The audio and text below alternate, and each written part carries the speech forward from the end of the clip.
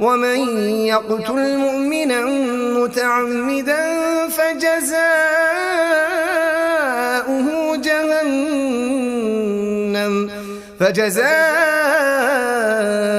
جهنم خالدا فيها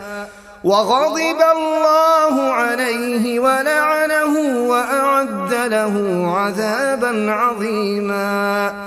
يا أيها الذين آمنوا إذا ضربتم في سبيل الله فتبينوا ولا تقولوا لمن ألقى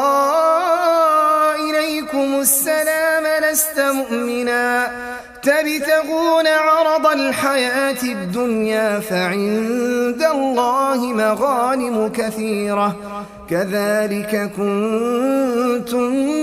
من قبل فمن الله عليكم فتبينوا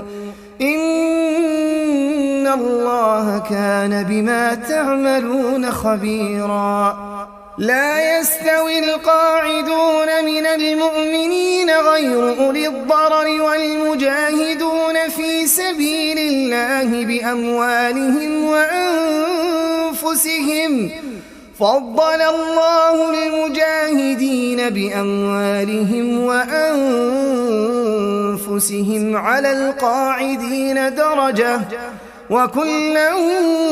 وعد الله الحسنى وفضل الله المجاهدين على القاعدين أجرا عظيما درجات منه ومغفرة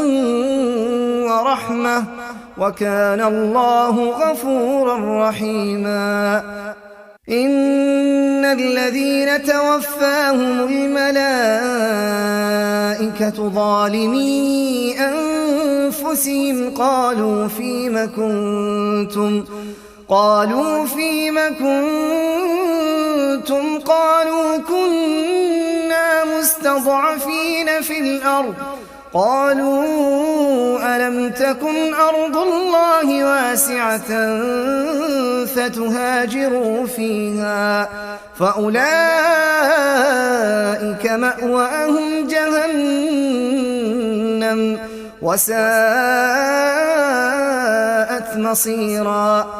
إلا المستضعفين من الرجال والنساء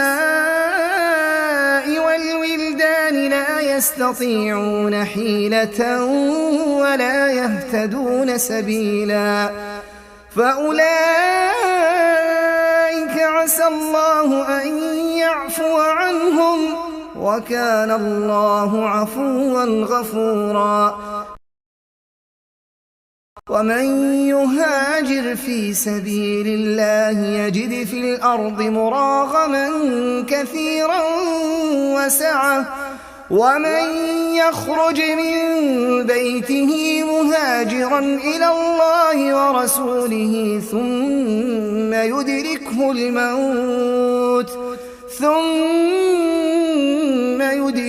الموت فقد وقع أجره على الله وكان الله غفورا رحيما.